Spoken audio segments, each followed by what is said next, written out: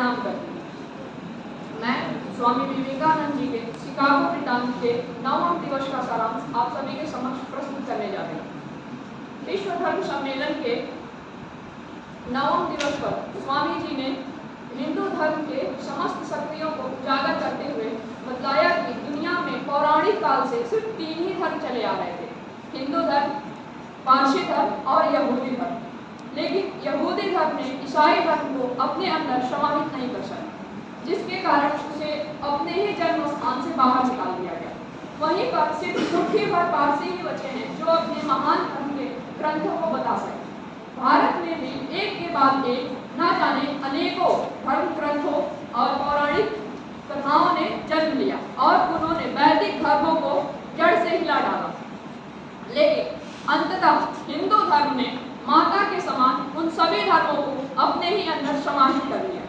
हिंदू धर्म में वेदों, पुराणों, ग्रंथों तथा बौद्ध के अज्ञातवाद से लेकर जैनों के निरीश्वरवाद तक सभी धर्मों को स्थान दिया गया है।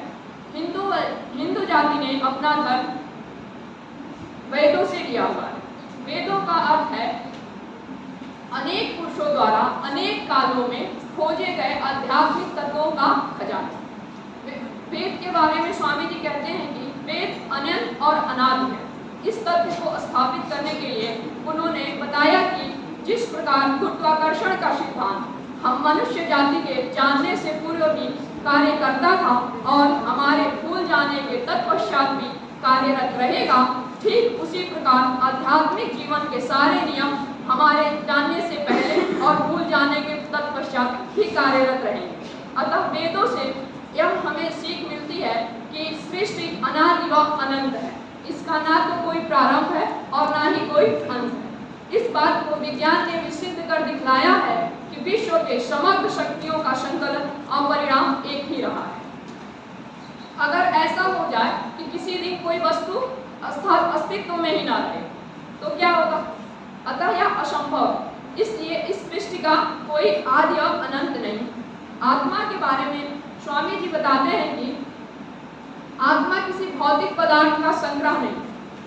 वेदों ने भी इसे प्रमाणित किया है कि मैं शरीर नहीं वरन आत्मा, अतः शरीर अगर नष्ट हो जाए फिर भी मैं विद्यमान रहूंगा। किसी शरीर में आने से पूर्व भी मैं विद्यमान था और किसी शरीर के नष्ट हो जाने के तत्पश्चात भी मैं विद्यमान रहूंगा। अर्थात आत्मा एक भौतिक पदार्थों का संग्रह नहीं है। किसी मनुष्य के सुखी या दुखी होने का कारण स्वामी जी ने उस मनुष्य के पूर्व जन्मों के कर्म को बतलाया है।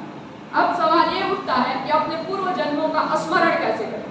इस बात पर स्वामी जी ने कहा है कि मनुष्य अपने पूर्व जन्मों का स्मरण अपनी गहन मंथन और दलनीयता के साथ प्रयास कर अपने सभी स्मृतियों और अनुभवों का ज्ञान कर सकता है।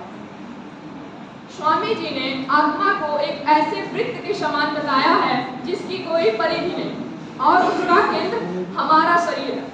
मृत्यु का संबंध आत्मा से उसी तरह से है जिस तरह से एक शरीर से दूसरे शरीर में वृत्त के केंद्र का परिवर्तित होना।